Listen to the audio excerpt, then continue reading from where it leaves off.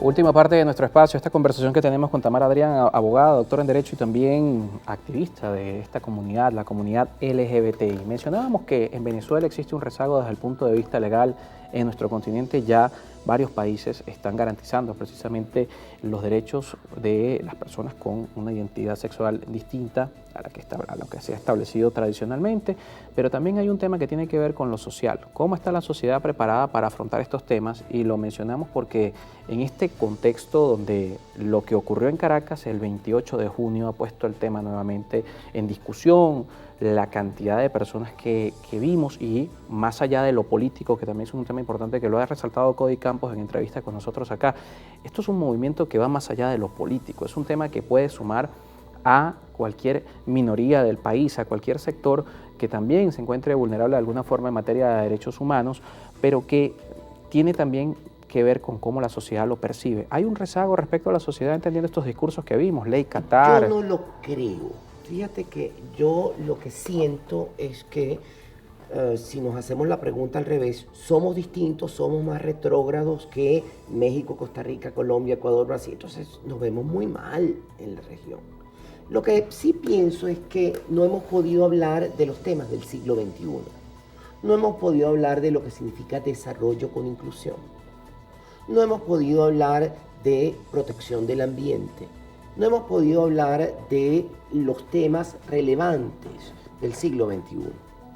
Porque nos hemos quedado enfrascados durante mucho tiempo en una discusión maniquea entre socialismo y capitalismo.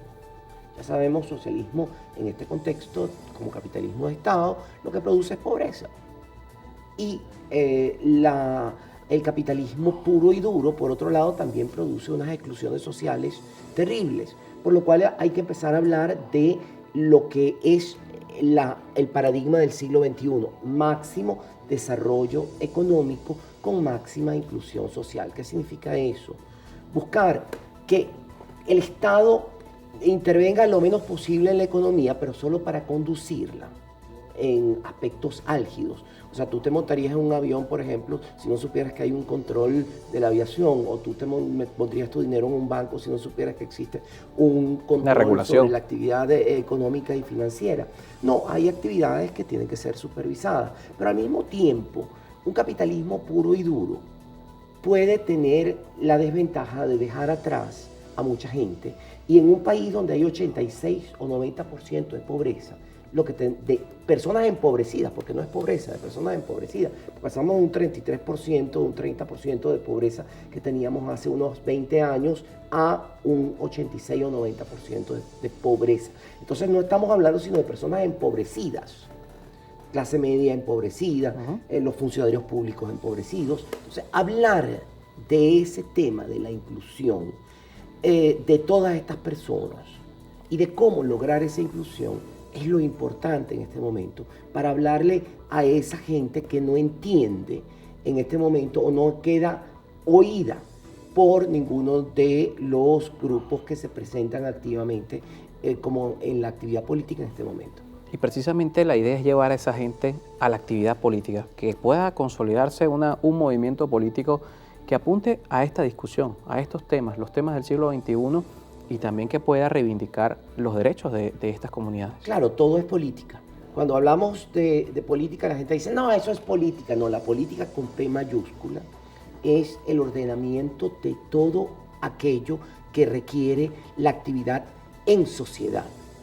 Y por supuesto, entonces, cuando estamos requiriendo derechos, cuando estamos hablándole a cómo superar la pobreza, cuando estamos hablando de cómo llevar a una Venezuela para el siglo XXI, cuando estamos hablando de qué pensar sobre el petróleo para el siglo XXI o de las actividades extractivas en el siglo XXI, de la depredación del ambiente y las consecuencias sobre la humanidad, de esas cosas podemos hablar, tenemos que hablar, para que podamos hacer política con P mayúscula.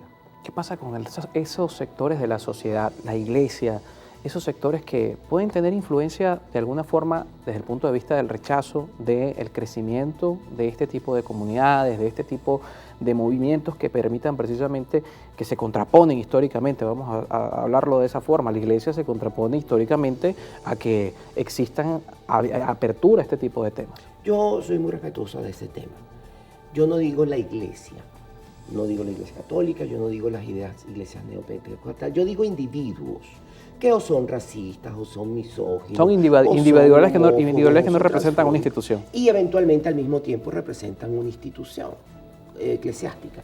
Y en ese orden de ideas, este grupo de personas puede hacer muchísimo daño.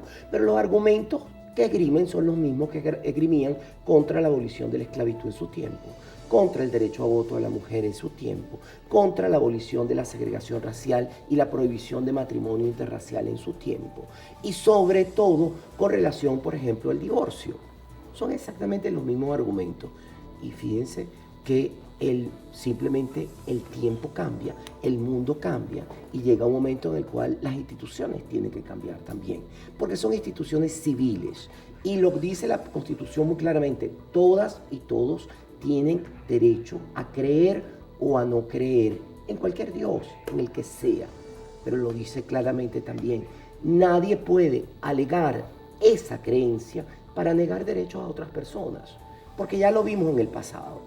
No se puede aprobar el divorcio. ¿Por qué? Porque eso va en contra de mi creencia religiosa. No, señor, estamos hablando de un divorcio civil o un matrimonio civil. No se puede aprobar el matrimonio civil igualitario. Bueno, pues que en Venezuela el matrimonio, por ejemplo, es civil y si tú formas parte de una iglesia, puedes casarte también por tu iglesia. Y a lo mejor esa iglesia no reconoce que tú estés divorciado o no reconoce un segundo matrimonio tuyo. Ese es un problema tuyo con tu iglesia, pero no de la ley civil, que reconoce, por ejemplo, el divorcio, que reconoce los nuevos matrimonios o las uniones civiles de personas que no están casadas. Claro, es una instancia totalmente diferente y lejana a lo que puede ser la iglesia, a lo que puede ser estos movimientos, ¿no? Correcto, son dos cosas totalmente distintas. Bien, Tamara, muchísimas gracias por acompañarnos. Gracias. La invitación, por supuesto, nuestro programa está abierto a todos estos movimientos que quieran ser escuchados, que hablen de reivindicación de derechos, porque en este contexto, por supuesto, los temas del siglo XXI precisamente están enfocados en la inclusión, en la participación de todos como sociedad de manera activa. Nos toca despedir. Muchísimas gracias, como siempre, a todos los que nos sintonizan. Recuerden nuestras redes sociales, @encontextoepisodio y @carlospenalosa, y nos vemos mañana nuevamente a la 1 de la tarde.